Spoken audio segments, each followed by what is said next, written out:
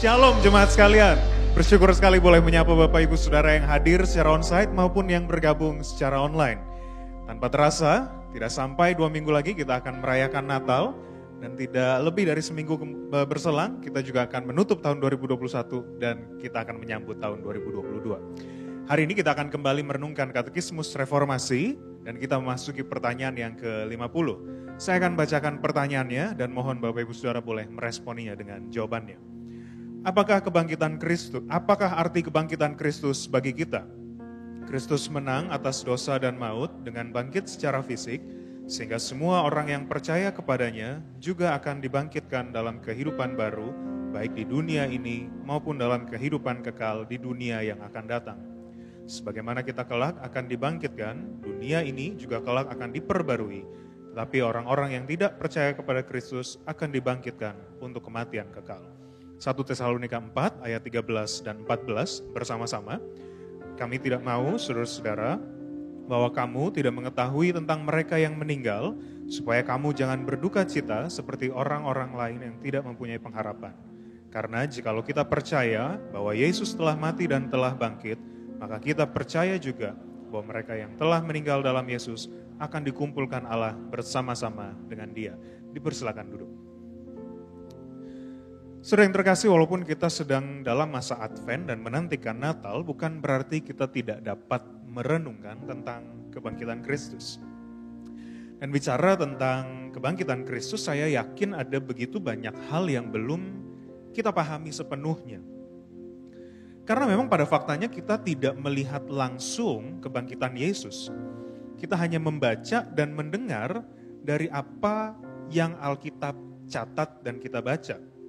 Saya yakin bagi orang-orang yang tidak mempercayai kebangkitan Kristus, melihat apa yang kita lakukan, sepertinya mereka akan menganggap kita ini orang-orang yang aneh. Betapa tidak, bayangkan saja setiap hari Minggu kita pergi ke gereja, padahal bisa menikmati liburan bersama dengan keluarga.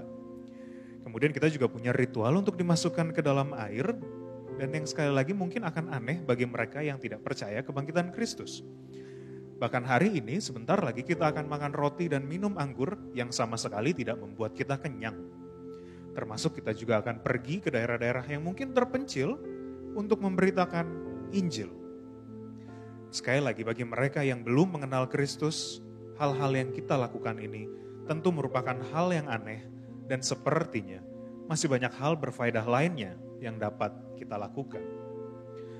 Satu hal yang pasti bagi kita yang telah ada di dalam Kristus, kebangkitannya merupakan jangkar dari iman kekristenan. Tanpa kebangkitan Yesus, sia-sialah usaha para murid memberitakan Injil ke seluruh dunia. Tanpa kebangkitan Yesus, sia-sialah usaha para bapak gereja menyusun pengakuan iman. Tanpa kebangkitan Yesus, sia-sialah usaha para reformator mengembalikan dan mempertahankan ajaran yang sehat di gereja. Tanpa kebangkitan Yesus, sia-sialah iman percaya kita hari ini. Namun, bukan berarti bahwa iman percaya kita ini bergantung pada suatu hal yang rapuh. Justru ini merupakan hal yang sangat kokoh, karena sampai hari ini tidak ada yang berhasil membuktikan bahwa Yesus tetap mati. Justru fakta yang ada, Yesus memang bangkit. Tentu ada teori-teori konspirasi yang berkembang, tapi tidak pernah dibuktikan kebenarannya. Selain itu, kebangkitan Kristus juga memberikan harapan bahwa kehidupan kita tidak akan berakhir dengan sia-sia. Bukti bahwa Kristus bangkit menjadi harapan bahwa setelah kita mati nanti, kita akan dibangkitkan kembali. Saudara yang terkasih, jika ditanya mengenai bukti, para sejarawan dan arkeolog Alkitab telah memberikan begitu banyak bukti mengenai kebangkitan Kristus. Kesaksian dari mereka yang melihat sendiri kebangkitan itu telah dicatat begitu menyeluruhnya di dalam Alkitab kita. Maka kita sebenarnya tidak akan kekurangan bukti untuk memverifikasi kebangkitan Kristus. Namun, bukti-bukti saja tidak akan pernah cukup membuat seseorang percaya. Ada satu langkah lagi yang kita perlu ambil, yaitu langkah iman untuk mempercayai semua hal yang ada sebagai sebuah kebenaran. Dan mungkin pada satu titik dalam kehidupan kita akan ada masanya di mana kita meragukan apa yang kita percaya, termasuk tentang kebangkitan Kristus. Dan ketika momen itu datang, tidak perlu merasa takut dan tidak perlu merasa bersalah. Sebaliknya, jika momen tersebut datang, datanglah kepada Tuhan. Berdoalah, minta kepada Dia agar Ia yang sekali lagi meneguhkan iman kita kepadanya. Sebab Bapak Ibu, jika kita bisa percaya hari ini, itu pun adalah anugerah Tuhan. Mari kita sama-sama berdiri. Kita mau ambil waktu hening sejenak di hadapan Tuhan.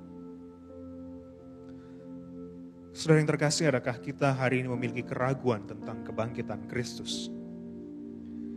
Adakah dari antara kita yang mungkin belum mempercayai kebangkitan Kristus? Berdoalah secara pribadi dan minta kepada Tuhan agar Ia membuka hati kita untuk kita dapat menerimanya. Dan biar kebangkitan Kristus dapat menjadi harapan yang teguh dalam kita menjalani kehidupan ini. Kita berdoa. Ya Tuhan, kami sungguh bersyukur karena Engkau telah bangkit. Dan kami bersyukur kalau hari ini kami boleh menjadi orang-orang yang percaya kepada kebangkitan itu. Tapi seandainya ada dari antara kami yang belum percaya, kami mohon kepadamu, kami meminta kepadamu agar Engkau sendiri yang meneguhkan kami ya Tuhan. Engkau yang membuka hati kami, Engkau yang memperkuat iman kami ya Tuhan, agar sungguh kami boleh mempercayai kebangkitan-Mu sepenuhnya.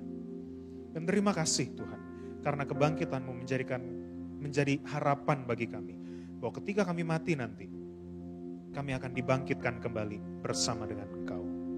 Terima kasih ya Tuhan, kami akan meneruskan ibadah kami. Kiranya Tuhan yang terus menolong. Di dalam nama Tuhan kami Yesus Kristus, kami berdoa bersama-sama. Amin.